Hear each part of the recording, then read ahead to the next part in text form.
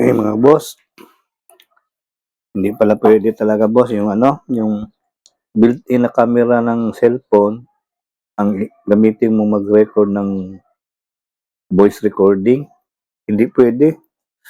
Hindi niya nadidetect yung ano, yung mic na wireless. Hindi siya sumasabay doon sa video recording. So, hindi siya pwede gamitin. Yung itong microphone natin na wireless. Sa yung ano niya, yung built-in niya na video apps sa cellphone.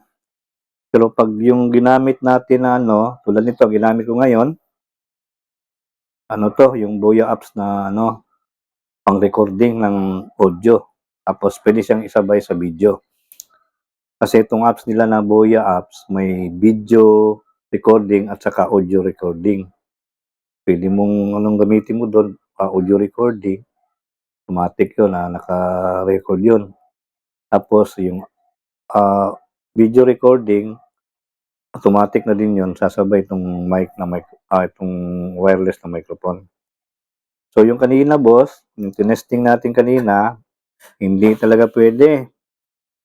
Hindi pwedeng isabay itong ano niya, ng wireless microphone niya. So kailangan talaga mag-download ka ng ano, ng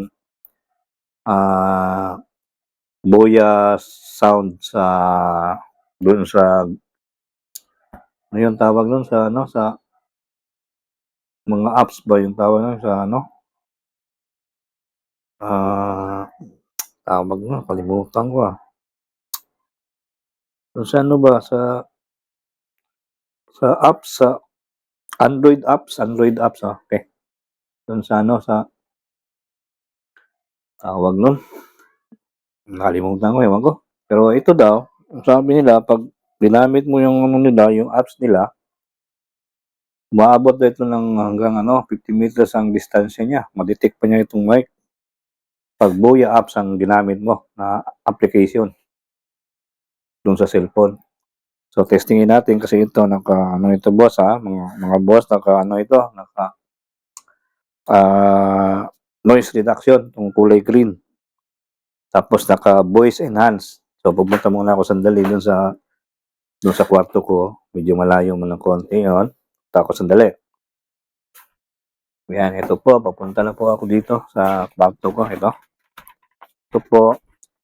Dito po tayo. Harap tayo dito sa main likod. Tapos i-switch on natin kung masasagap ba niya yung ingay ng hangin itong electric fan ha.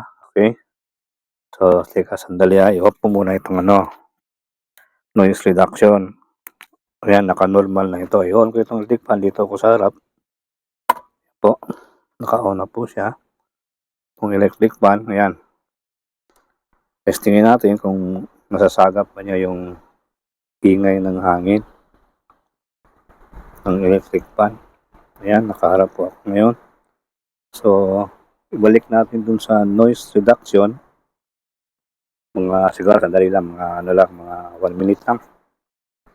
Yan, nakaharap po ako dito. Yan, naka-on po yung electric fan. Tapos wala ito, na-switch naka-switch ko po yung ano, yung noise reduction. Pero yung voice enhance, palagi naka-on yun. Naka-level 3 yung ano, yung voice enhance. Tapos ito, pag on ang ano nito ng noise reduction, level 5 po yun. So, ang level niya. So, i-on ko na. Sobra na yata ng 1 minuto. On ko na yung noise reduction. Yan po mga boss. On na po siya. Tapos testing na naman tayo dito ng mga 1 minuto ulit. Para ma-determine kung ano ba, yung ma-detect pa niya yung ano, ingay ng hangin, electric fan. So ito, palis na tayo dito. Papatayin ko na po itong ano, itong electric fan mga boss. Yan po, nakapatay na. Balik na ako doon sa may kusina. Babalik na po tayo. Ayan po. Ito po. Liligpitin ko muna itong mga kinainan ko, boss. Yan po. Yun lang po ang ano ko, ma-explain ko sa inyo. So, hindi siya talaga pwedeng gamitin na ibang apps ang gagamitin mong pag-recording. Kailangan yung apps talaga nila ang gamitin mo para para maging malinaw yung boses mo sa recording. Pero ang nakaiba lang nito, yung ano nila sa video app, yung Boya apps nila, ang video niya ay hindi mo hindi mo ma-adjust yung nawag nito, yung FPS niya, frames per second. Ano siya, fix siya, dalawa lang pwedeng pilihan, 25 FPS at 30 FPS. Mas maganda siguro kung merong whiskey 60 FPS lang para medyo smooth yung video niya. So yun lang po. Ito. Yun lang po ang ko. Okay lang. At least nakabili tayo, pero mas maganda kasi yung built-in na camera kasi malinaw siya.